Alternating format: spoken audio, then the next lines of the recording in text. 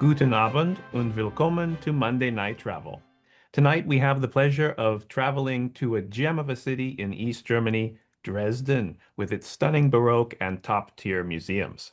My name is Ben Green, and I will moderate this presentation together with our guest local guide. So now I would like to welcome our guest for the evening. Joining us is a Dresden resident, a talented local guide, and a wealth of knowledge, Seema Prakash. Hi, Seema. Come on down and welcome to Monday Night Travel. Hi, Ben. Thank you for having me. And hello to everyone who's here. Thank you for traveling to Dresden with us. Although it's not travel for you, is it? Because where are you at this moment? I'm here in Dresden and it's 3 in the morning. You don't look like it's 3 in the morning, I can say that. Excited to meet everyone. That's why. Yeah. Mm. Now, you are a local guide, is that right? What does that involve and what kind of guiding do you do in Dresden? Well, actually, it should involve blue eyes and blonde hair, which I don't have, of course, or 3 generations in Dresden in the graveyard to be called a true Dresdener. But yes, I am here. I'm a local guide and I've learned the history of Dresden and Saxony. And I show visitors who come here my beautiful city that I completely love and adore. It is beautiful, and for those of us who haven't been there, we'll see why and how it is so beautiful in just a moment. Well, that's incredible. How bold of you to make that move, and it's been more than 15 years, so it's gone well, I take it. Yes. And I still love the city. It still makes my heart flutter when I see it. So all good. So you have two loves in Dresden, I guess, in that case. Yeah, absolutely. Yeah. And I understand you brought a little treat to share, something specific to Dresden. Would you be willing to tell us more? It's the little letters, right? Yes, so it is called, I'm going to show you the packet first. It's called the Russian bread. I know it's a mirror image for many of you, but it is basically letters. And I'm going to show you something which doesn't need a mirror image. You can have a T, you can have a O, and if somebody's Tom, I can spell that out, a Toby maybe. So these are Russian. This is called Russian bread. And this was introduced to Dresden in the 19th century by a baker who studied in Russia. And there, apparently, he noticed that children who were taught the alphabet were also given these letters to learn the alphabet. So they could learn the letter, they could eat it. So, in a way, they kind of ingested the letter, and so it stayed with them. So, it's a nice way to learn to teach them. So, he came back here, and of course, the letters there would have been Cyrillic, but he converted them into the letters that were common for English and for German, and therefore we also have numbers sometimes, so that's also been in fact, there is now a font, there is a typeface, which is also called Russian bread. So everybody should look it up later on. That is very unique. And what a great idea. I mean, I would be more likely to learn the alphabet if I got to then eat letters as well. Hmm. Yes, absolutely. A little treat for learning. Well, I don't have something quite as unique, but at least as equally delicious. I have a bratwurst in a nice bun with some sauerkraut because Oh, I yes. can't probably find Russian lettuce here, so this is as close as I can get. So maybe I'll end up munching on this a little bit later, but you know, nice to have a German treat. Yes. Okay. Well, Seema, shall we head off to Dresden then? Yes, welcome. Such a beautiful city, as we said before. And to get us started, to orient us, Seema, where is Dresden located in Germany? So you can see it's on the easternmost part of Germany, and just between Berlin. If you look to the north, you see Berlin there, with its huge airport, and it joins borders with the Czech Republic and Poland to the east. And the river Elbe flows in from the Czech Republic, cutting through Dresden, and flows all the way up to Hamburg.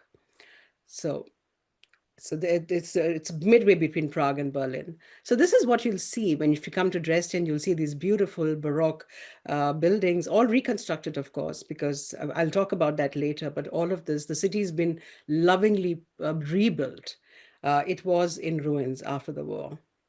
So this is the theater square. You'll also see that it's a vibrant city, and we have lots and lots of fairs. There's a spring, and there's autumn, and there's summer, and there's of course winter.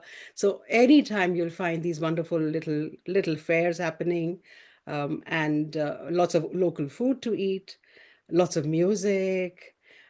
Yes, and just look at this. I mean, imagine walking down streets that look this gorgeous. It really is a gem of a city. It has wonderful museums. So this is you see a glimpse of the Royal Armory, and there is the entire Royal Palace is given over to many, many museums, and each one of them is so interesting.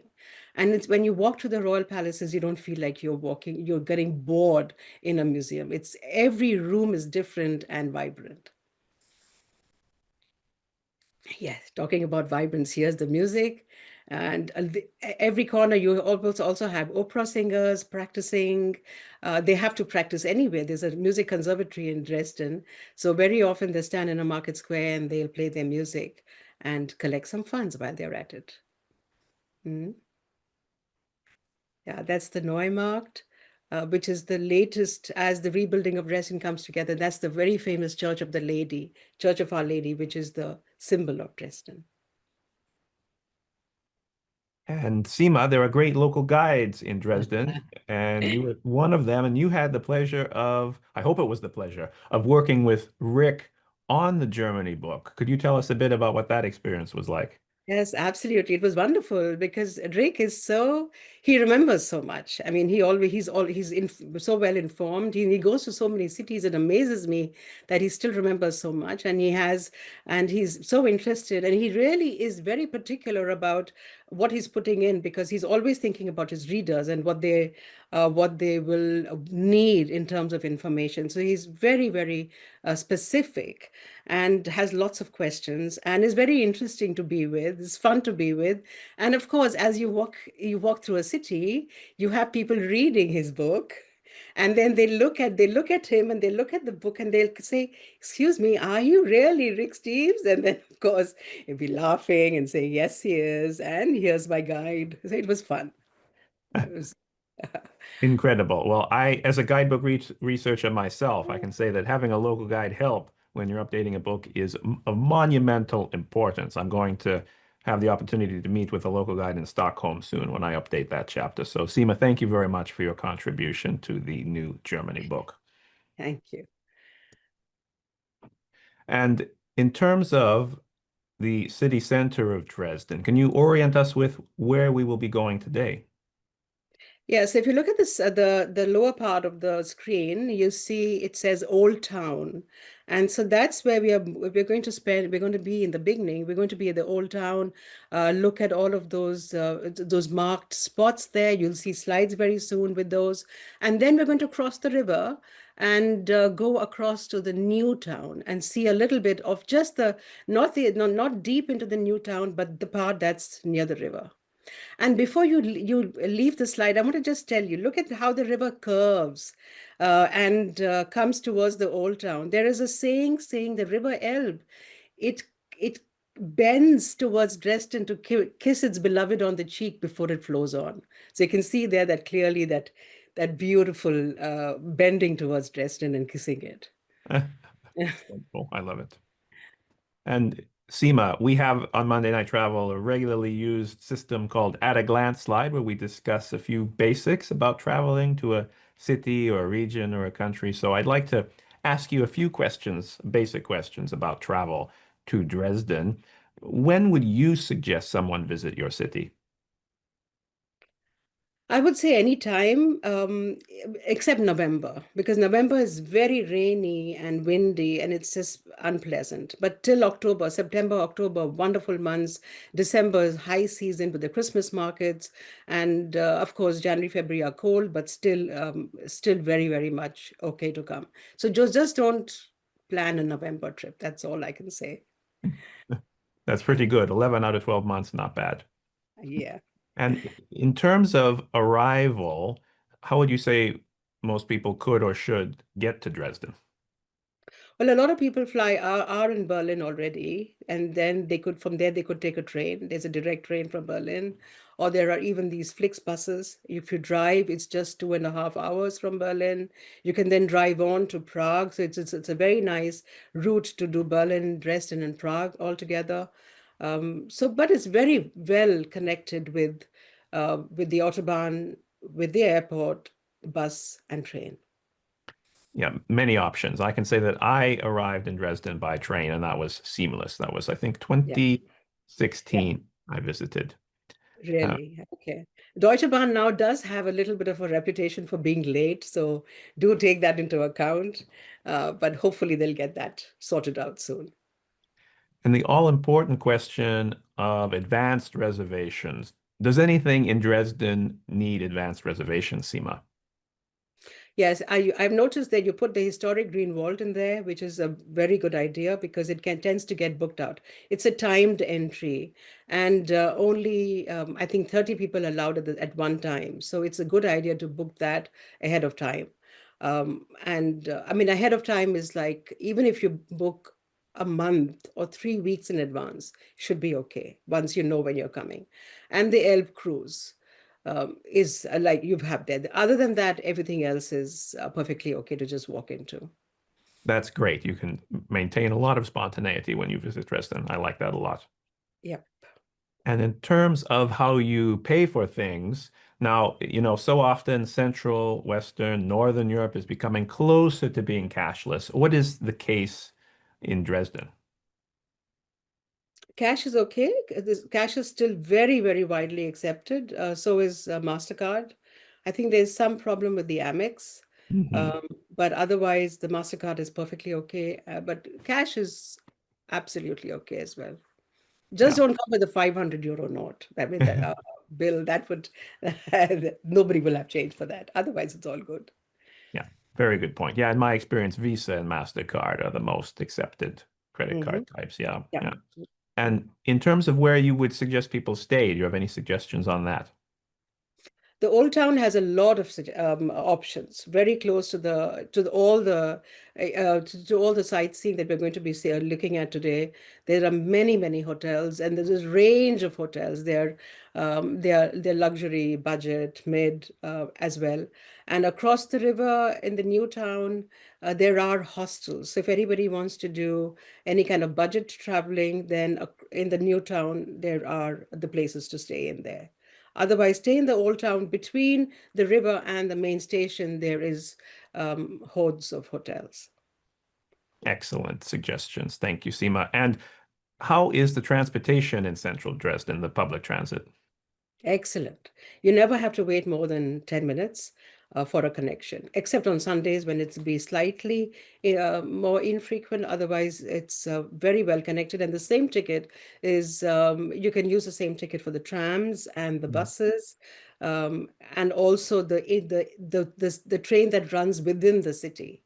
The S-Bahn, you can also use it in that. So it's you do just need one ticket for the day, or if you're going to be there for a couple of days, you can also um, take several of those daily tickets and use them. And it's very well explained. The website of the DVB or the public transport is also in English. So it also explains the kind of tickets that you can use. Couldn't be easier. And Mhm. you mentioned the tram. I have a personal affinity for trams, and I remember when I visited in 2016 that was one of the best ways to get around and very inexpensive. And the day ticket is something like what, 9 or 10 euro, Nine right, euros Seema? now. Yeah. Yeah, Mhm. and so unlimited use of the transit for 9 euro. That's not bad. Mhm. And if you're a group, then you can buy a group ticket, a family ticket, which is then, or a group ticket, which is then cheaper. Mhm. Even better. Yeah. Now, Seema, thank you for that. We're going to essentially zero in now on more sites and activities and places in Dresden. And Seema, I'm going to hand it off to you a little bit more. I may interject occasionally, but yes, please take us away in central Dresden. So this is a wonderful view of the opera house from the outside.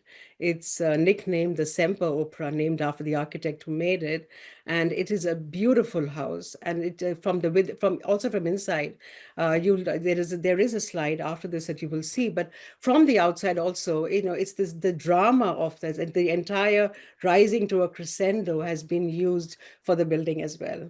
And I think there's a couple dancing in this on the slide. There's a couple dancing outside. Every February, they have this huge open air kind of a ball where everybody comes together and dances inside and outside the opera house. You should see, if you're in Dresden, you should also see an opera. There it is. Let's see how beautiful it is. And I want to tell you something. Every single seat in this opera house has the same quality of music. That was designed, the architect who made it, Semper, he looked at every little curve in the house and has made it so that it sends the sound back into the house without absorbing it. And so it is an excellent acoustic experience as well. And pretty. Reconstructed 1985. So here's the Zwinger. And you will hear it referred to as a Zwinger Palace. But it's not a palace, never was. It was the old fortification area, which has been converted into a series of museums. And if you look closely, you'll see there are trees. So there were orange trees at one point that filled the entire Zwinger. And so it was an orangerie. But now it is a series of museums. You see on the left, you see the pavilion. That's right. And this is you see the crown gate here. And the people where they're walking onto it, that used to be an old wooden drawbridge that would have been made in the 1590s. And it is now, of course, not a wooden drawbridge. It is a more regular one, but it's a bridge over the old moat. So these were the fortifications and the moat and the drawbridge. And they've tried to keep that idea. Yeah, and these are what are inside the pavilions that you saw, the long galleries. There are museums. This is the Royal Cabinet of Scientific and Physical Instruments. Very interesting, by the way. 1580, they were making all of these wonderful objects. And here are the German masters. You're seeing the Semper Gallery, which is the gallery where the painting collection is, the old masters painting collection. And this is the floor devoted completely to the German art, the German painters, the Cranach family. But of course, we have this huge collection of every single old master that you can want to see. They're all in this museum. And now at this time, Seema, we can turn it over to Rick for a moment because he would like to tell us a bit more about the porcelain collection and the Green Vault. So let's hear from Rick for a moment. Royal families aspired to have their own porcelain works, and the Wettin family had one of the best at nearby Meissen. In those days, a king portrayed in porcelain was a happy king. Augustus the Strong was obsessed with the stuff. He liked to say he had porcelain sickness. Here you can enjoy some of his symptoms under chandeliers in elegant galleries. You'll see fine table settings. He had a veritable porcelain zoo of exotic animals and beautiful birds. According to legend, for 151 of these Chinese vases, Augustus traded 600 soldiers, complete with horses, to Prussia. And here at the Zwinger, it just makes sense that the glockenspiel comes with 40 bells made of Meissen porcelain. The delightful chimes are far sweeter than your typical bell.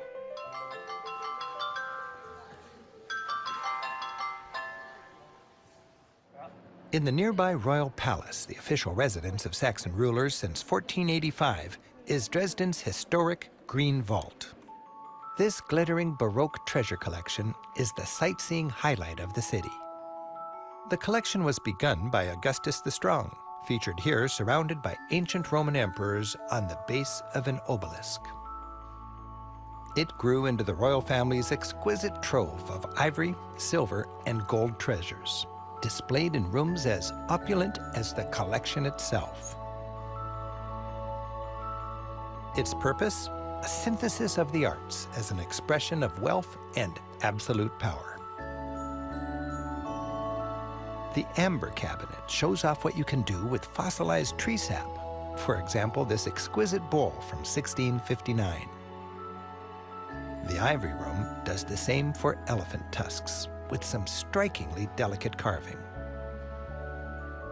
In this amazing ivory frigate, tiny sailors climb the gold wire rigging, all supported by Neptune and his horses. In the aptly named Hall of Precious Objects, amid mother-of-pearl, ostrich egg, and snail shell goblets, is the ultimate coffee service.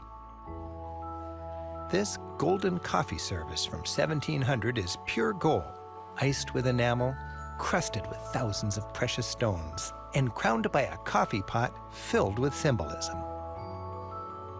Coffee was exotic and trendy back then, and this extravagant centerpiece, while never actually used to serve coffee, certainly made an impression. This captivating ensemble depicts a grand mogul on his birthday. He ruled India when Augustus ruled Saxony. And among Earth's rulers, he was the embodiment of absolute power and endless wealth. Like royal Legos on a silver stage, the figures, made of gold and glazed with enamel, were movable for the king's pleasure. And the finale, in a place all its own, is this dazzling green diamond, one of the largest ever discovered. Oh, well, thank you very much, Rick, for that. We'll go back here so that you can see us again in the old master gallery. Seema, can you tell us a little bit about the difference between the historic and the new green vault? Because I'm a bit confused, actually, and I have some trouble even differentiating between them. Yes, I'm glad you're asking me that because a lot of people do get confused. And everybody wants to see, whoever wants to see the green diamond ends up going to the historic green wall because they assume it's going to be there. So here's the difference. When the original museums existed, that was 1723 onwards, they were all in that vaulted room, an old vaulted room, which was partly green in color. And that's the one that is called the Green Vault. When the palace was destroyed in the bombing and they began to rebuild it, they decided to separate the treasures and leave some of them in the historic rooms and take some of them up into a new display. So if you remember while watching the slides, some of the objects were displayed in rooms with mirrors on the wall, while some of them were displayed in glass cabinets. So the glass cabinets are the new green vault. And the historic green vault has recreated the historic rooms, the historic vaulted rooms. And the idea of the historic vaulted rooms was that every object is just not the object is not the art, but the presentation of the object, the object itself, the table it's on, the table in the room that it's in, and all of that together was the artwork, the entire impression. So it's worth going to both the vaults, the green vault as well as the new green vault. The historic green vault has to be booked ahead of time. We've talked about that. But the new green vault, you can walk in anytime. And the ticket for the new green vault is also to be used for the rest of the royal palace. So you can see everything with one ticket, but the historic green vault needs a different ticket, or you combine it. You buy a combined ticket for both. Aha, thank you, Seema. And you actually answered my next question about the differences in booking between the historic and the new green vault. So thank you very much for that. I'll let you carry on here. So this is the Royal Armory, and each one of these has a history. So this was commissioned, for example, you know who it was commissioned for, how much it weighs, what year it was commissioned in, who bought it. So every single piece of armor here has a history.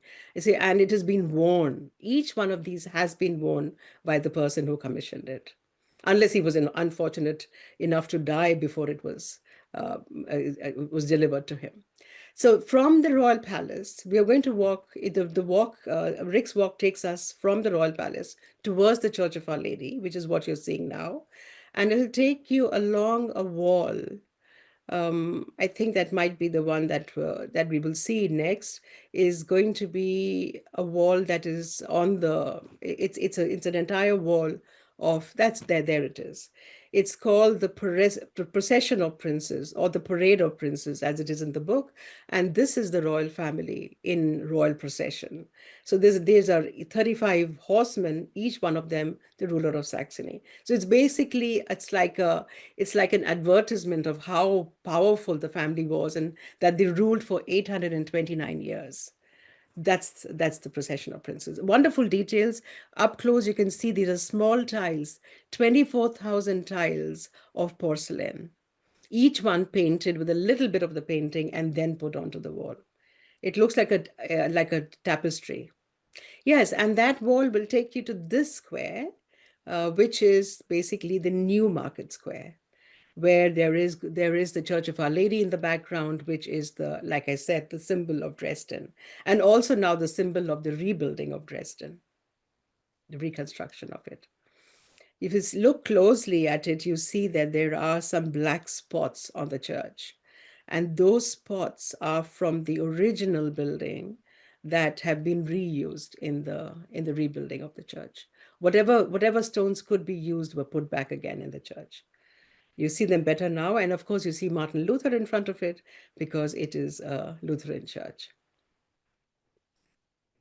It's a nice angle there. Yeah, you can climb up to the top, and there's a wonderful view. It's the 360 view of Dresden, or looking out over the river Elbe. And what you see, the boats that you see there on the river, that is Dresden's White Fleet. This is the oldest and largest steamboat fleet in the world.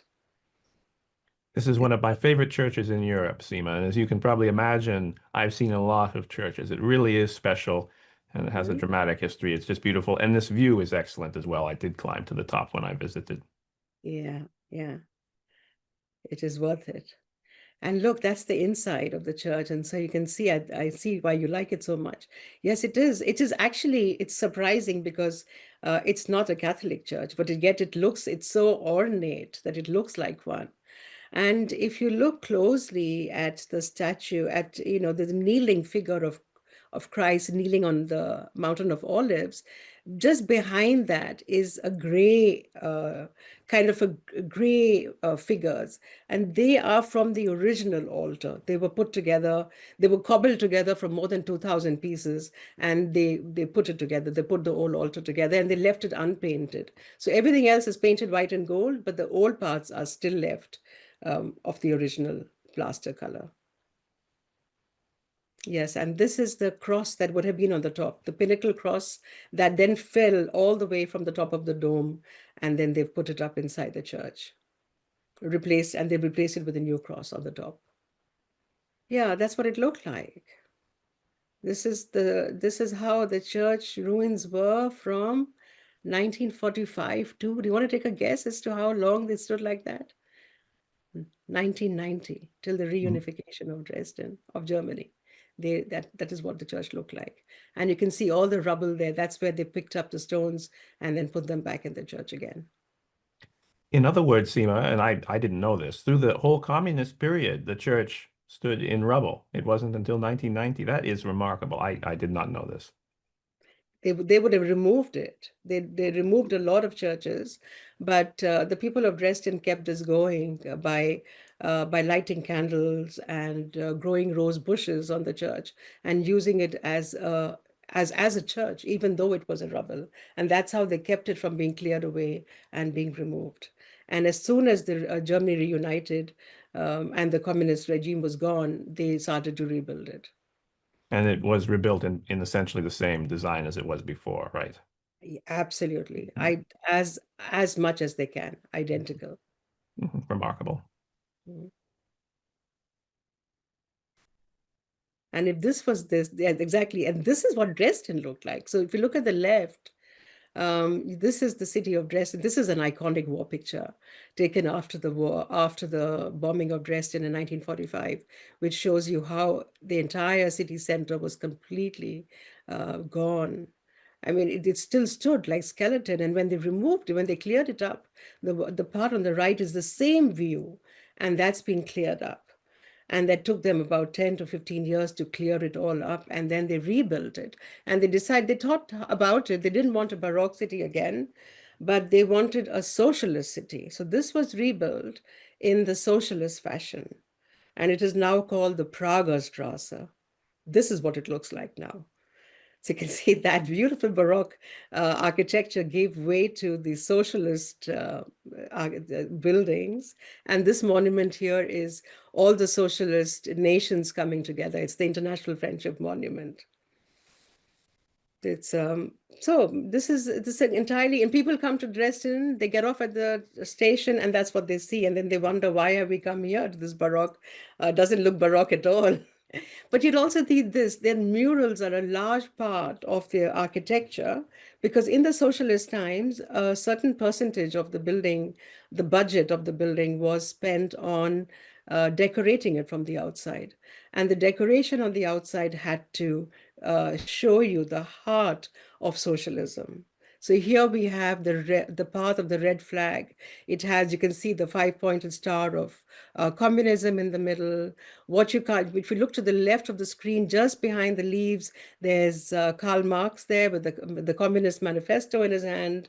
And to the extreme right is the socialist society coming together with all the children, scientists, workers, everybody joining hands and looking into the future. It didn't last very long, that future, but there it was.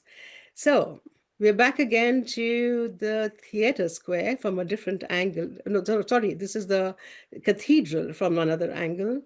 And this is right next to the river. So if you're here, you're going to be either crossing the bridge, or you're going to be going up into what's called the Bruce Terrace. So this is also the square where many of our tours begin. Yeah, this is another angle of that same square. In the back, you can see the Royal Palace, the tower of the Royal Palace, and the cathedrals on the right. Yes, and so you've climbed up on the old fortifications, and on the left, the building you see on the left is the Art Academy. So this is a nice place to walk. It also has cafes. You can sit down, watch the sunset, have a glass of wine. Saxony is known, it has 850 years of wine history.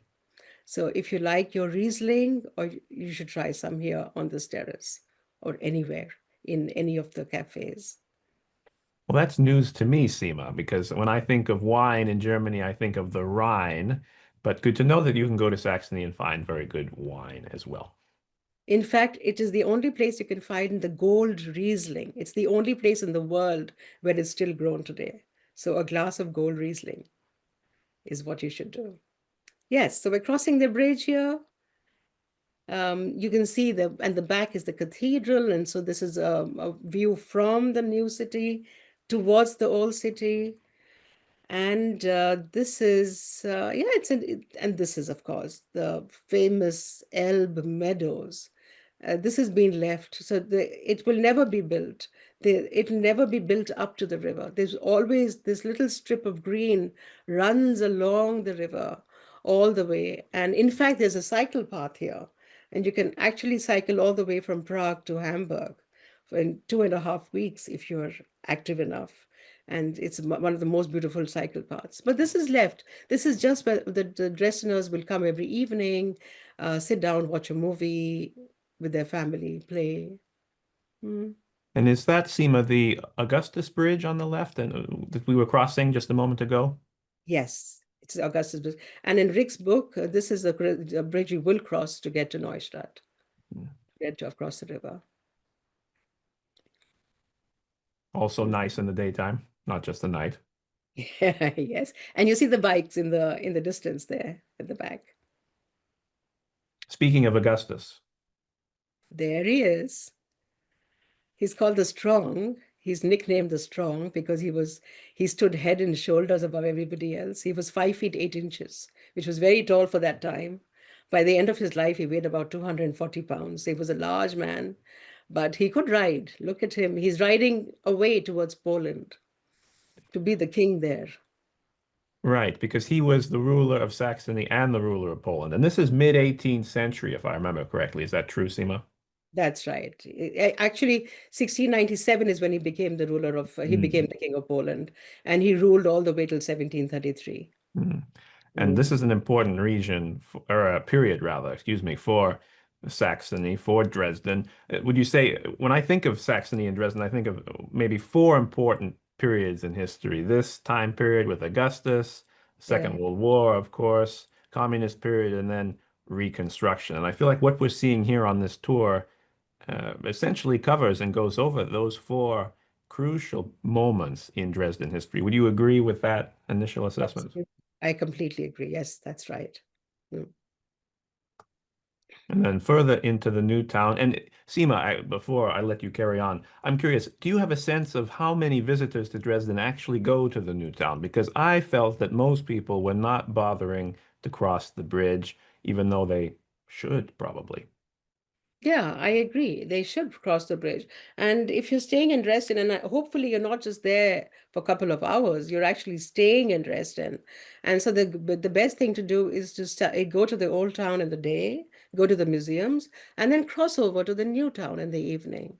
And go even deeper. This is still close to the river. And if you go deeper, I mean, when I say deeper, if you walk for about 20 minutes, you come to the kind of the real the place where the locals live. And that's a completely different face of Dresden. It's like Eve Black and Eve White. This is that part is the grungy, bohemian, very laid back kind of thing. And in 1 square mile, there are more than 200 pubs and restaurants. So one should definitely see both the faces of Dresden. Mhm. Amazing. Yeah, and wonderful advice about going to the new town in the evening as well. Yes, this is still the new town. Yeah.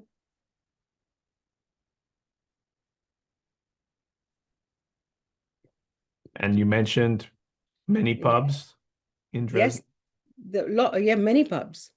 This one is still close to the river, so this is not a large walk. You can just have to cross the river and you come to this. I think this is the Watzke, very German, very typical German food. Lots of beer. They have their own brewery.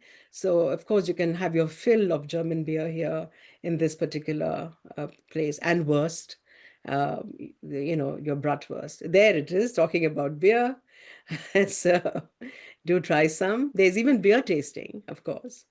Um, Did you adjust to the German beer culture okay when you moved? well, I'm more of a wine person, but I have an occasional beer. That's right. And I like the beer tasting, though. Well, I'm glad they have wine there for you as well, local wine. Yeah. And is this a beer garden? Is that what this is, or just an No, outdoor this place is to still eat? one of the festivals in the market Mhm. square. This is the same market square where the Christmas market will take place a couple of months later. This is, I think, this must be spring or autumn. So this is the new town. This is part of the new town, and this is supposedly the most beautiful milk shop in the world. According to the Guinness Book of Records, also now, they've also given them a certificate, which is proudly displayed in the shop. But this has survived the bombing. And what you see are tiles. The entire shop is covered in beautiful tiles by Villeroy and Boch. And they manufactured the tiles in Dresden, and they worked with local artists to create tiles which were to do with dairy because it is a milk shop. And as you walk through this, they didn't allow photography till a few years ago, but now if you go there, you can take photographs as well and enjoy a glass of buttermilk or buy cheese. But this is the Dresden Eierschacker. This is the typical cake of the region. It's made with kind of a cream cheese. What you see there, the white in the middle, is a very light cheese, which is zero fat, apparently. High protein, zero fat. So you don't have to have a bad conscience. What you have had to bad conscience is the Stollen, the Dresden Stollen in Christmas. That is heavy. And there you have it. It's delicious, and it's called the Stollen. It's spelled with a Stollen, Stollen, but it's called the Stollen. And it is, you can try, the bakers in the Christmas market will lay out small pieces for you to taste. So you can walk through the market tasting everybody's Stollen and then go back and buy the one that you like. Occasionally, you can find Stollen in the US as well. I've seen it for sale. Maybe, of course, it's not Dresden made, but if you're looking to try Stollen and not able to go all the way to Dresden, you may be able to find it close to home at Christmas time as well. That one slice there is equivalent to a full calories of one meal. So you have to be careful. So we've presented two options then. You can go with the local Dresden cake, which with the high protein cheese, or you can go with the Stollen if you There's something for want. everybody, isn't that? Yeah. Mhm. The And Christmas then markets, yeah. yes. They are wonderful. And a lot of people, this is the high season for us. A lot of people come here for the Christmas markets, and there are so many in Dresden, and in every nook and corner, there's a different Christmas market with a different flavor. Oh, that's beautiful. That's the Striezelmarkt. That's the oldest Christmas market in Germany, by the way, in Oh, Dresden. that is impressive. Mm. And the Nutcracker. The Nutcracker. Yes, that's right. I also have something else to show you. May I? Yes, I'll stop the screen so you can become larger again. There. Do you have? Okay. Of course, I have the Nutcracker, as you can see this one here. But also, I wanted to show you this little fella. This is the smoking man. You can see the little, this. Now, this comes apart.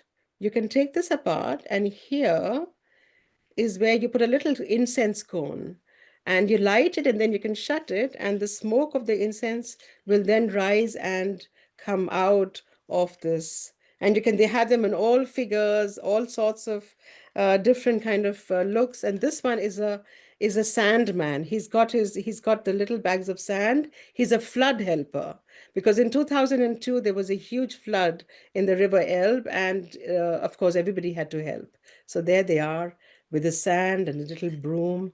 So you can buy one of these for your table and have it smoking. Very unique. Has there been any flooding lately? Hopefully not. 2013, there was a flooding, but after that, not. Okay, well, that's Now we good. could do with some more rains. Mhm.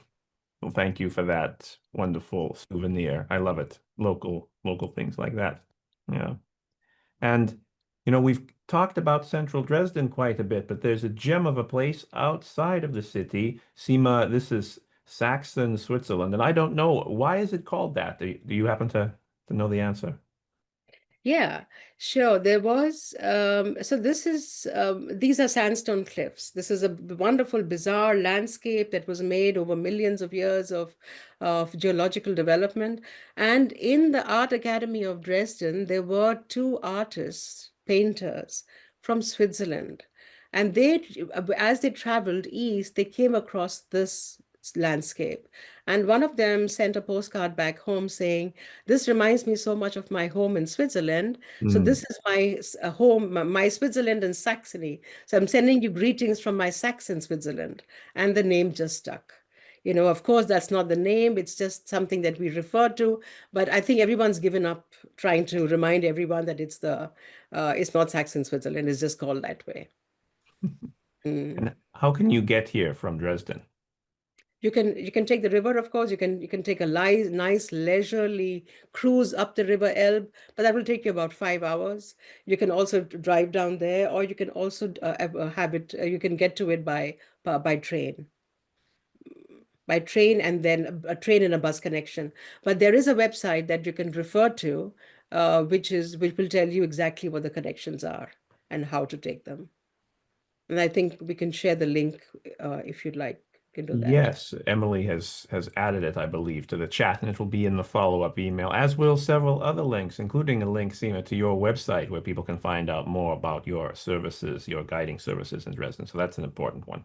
Hey, look forward to that. This is about 40 minutes away, by the way, so not Mm. too far from Dresden. Yeah, beautiful. I would love to go next time. I've heard a few people in the office here talk about it as well. It's being a Hmm. wonderful day trip. Yeah, it is. I would say, I mean, 3 nights in Dresden is a good amount because then you can get to see Dresden, you can get to see Saxon Switzerland, maybe go up to Meissen, which is another small town just about 25 minutes away. Beautiful medieval town with the Meissen porcelain factory. So that's also another day trip that can be done along the river, but to the west. This is to the east. A very good point about how many nights. So 3 nights, 2 full days, plus maybe a little extra time will do Yeah, the trick for Dresden. Yeah, yeah. Mhm. wonderful. Saxon, Switzerland, something to add to the list. Hmm. And when you go to Saxon, Switzerland, there are two places that you can visit. You can go to the national, the what you just saw, the sandstone cliffs, which is called the Bastei. But you can also go up to an old fortress, which Hmm. was never defeated, and that is called the Königstein, or the King's Stone. And that's a plateau. That's a fortress upon a plateau, and that was never conquered. Well, thank you, Seema, for suggesting Saxon, Switzerland. It was your idea. I didn't intend on including it in the presentation, but you recommended it. So thank you for that. Mhm. My pleasure. And back to Dresden, essentially, we've seen the city center and some of the new town. Seema, you live in such a magnificent city. Thank you very much for Yes, giving us a tour of it. you're welcome. My pleasure. And I will just give a brief word from the sponsor for tonight. And I've mentioned it already, but I'll mention it again. We just came out with a new Germany guidebook a few weeks ago, freshly updated, where several of our guidebook researchers crisscrossed the country to provide the latest information. And many local guides like you, Seema, also provided monumental help. So thank you again, Seema, for that. And yes, I will get to help with guidebook research soon myself. I'm looking forward to that. So the Germany guidebook, brand new, lots of information about Dresden. Okay, Seema, are you ready for a Q&A? Yes, absolutely. Perfect. Emily has been sending me some questions. Grant would like to know, is Dresden still being rebuilt from the Second World War? Parts of it, yes. And some parts will never be rebuilt. They've already decided that some parts will not be, but there is, especially the area around the Church of Our Lady, that was really kind of the last point of the rebuilding within the city center. And the last of those buildings is being rebuilt now, after which that part of the city center will be fully done. And the new town largely escaped the bombings. Is that true? That was my impression. Yes, the parts near the river, they were completely gone, but towards the between the south, further north actually, some parts did escape bombing, and they fell victim to dilapidation, to neglect in the East German times, and they were very in a very bad shape, almost to be pulled down by 1989, but then after the regime fell, they've survived. So if you go to the Neustadt, you see the old buildings which have been now refurbished, and but it still looks the way it did then. Related question, Suzanne and others are curious if you know how some of the treasures of the old town were protected or survived the Second World War. Were they removed and brought to a safer place, perhaps? Yes, absolutely. So already in 1942, there was already a decision taken to start removing the treasures, boxing up the treasures. And so by 44, they were more or less, just a few were left because the museums were still on, but many of the treasures were then taken away and they were hidden in abandoned palaces, abandoned mines, train tunnels, which were not being used. And that's how they survived. In fact, Königstein, the place that I mentioned, the King's Stone, which are on a plateau, a lot of the treasures were taken there as well and survived there. So, but then they were all lost. Immediately as the war ended, the Russian troops marched into Dresden and took away every single stick of treasure. Everything was gone. And it did not come back till 1955. So it So was a long negotiation. it's all the more remarkable that what we see when we visit the old town is there and has survived. That is remarkable. Hmm. Okay, I will ask you a question more about the present day, Seema. Uh, Saxony is a center of a conservative party in Germany called the AfD. So, uh, what is the situation regarding the conservative, we would say potentially even far right in your state of Germany today? Well, it is a far right stronghold now. It is the birthplace of the far right party. Um, so, well, it is there, but I must say that it doesn't affect tourists. It is a political leaning. It is a demand from the government, but it doesn't it doesn't play itself out towards visitors in any way. Yeah, thank you for that. That's important, I think, for people to know. Uh, Sort of in the same vein, what has your experience in Dresden been like as an immigrant since you came in 2009? Well, in the beginning, I met a lot of ignorance because India was is always seen as a third world country, and uh, the images of poverty or being uneducated. So I was always confused with that. And I was asked questions like, "Oh, are there doctors in India?" or some of that. But we've come a long way. And Saxony is the hub of semiconductor industry. That's the largest employer of the region.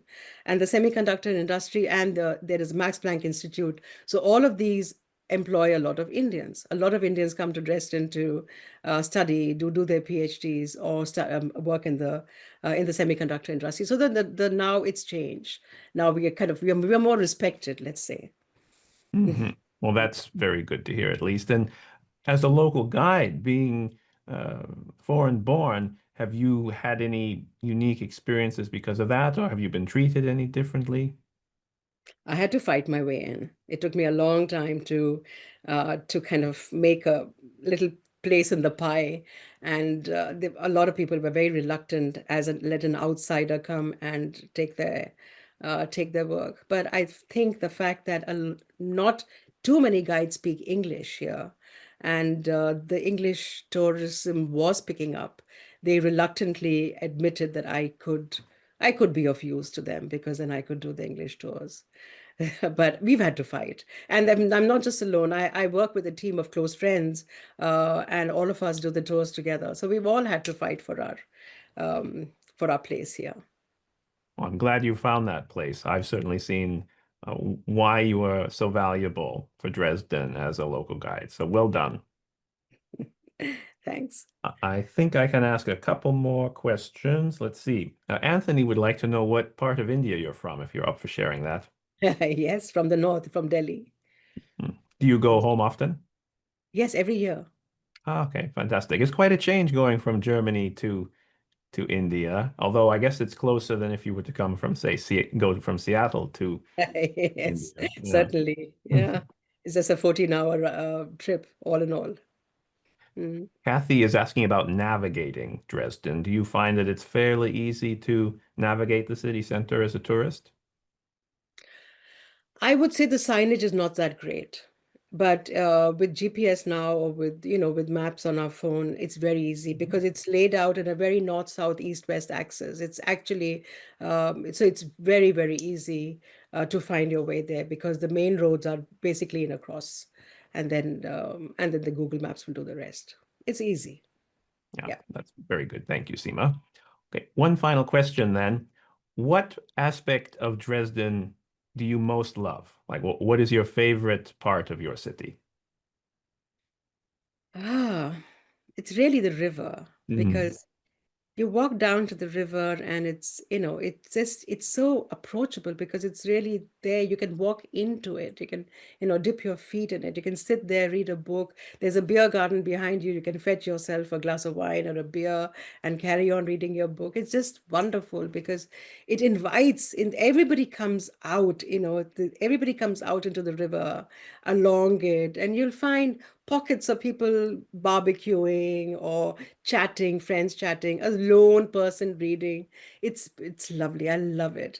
And when I come to work, I live on the Neustadt side, and when I come to work to do a tour, I have to cross the bridge. And when I cross the bridge, I see this beautiful skyline with all the domes and the steeples and the buildings. And every single time I come there and I see, this is my office. This is where I work. Can you imagine the pleasure of that? So that the river and the skyline is my favorite. Well, I can understand why you love them so much. And the public space along the river, as you said, is magnificent. Yeah. Yeah, truly. Thank you so much, Seema. You were a delight, very knowledgeable and Thank you. informative, and you just offered so much about Dresden. You make me want to go back. As I said, it's been 10 years, but I'm ready to go, and I'll definitely go to your website, send you a message when I next Yeah. visit. I look forward to that, and to visiting all of you coming to Dresden and visiting us. Thanks so much, Seema. Have a good night. I hope you're able to get a little shut-eye before the morning comes. Thanks. And I'll mention briefly that next week we go to the Alps for hut-to-hut hiking. So don't forget to join us for that as well.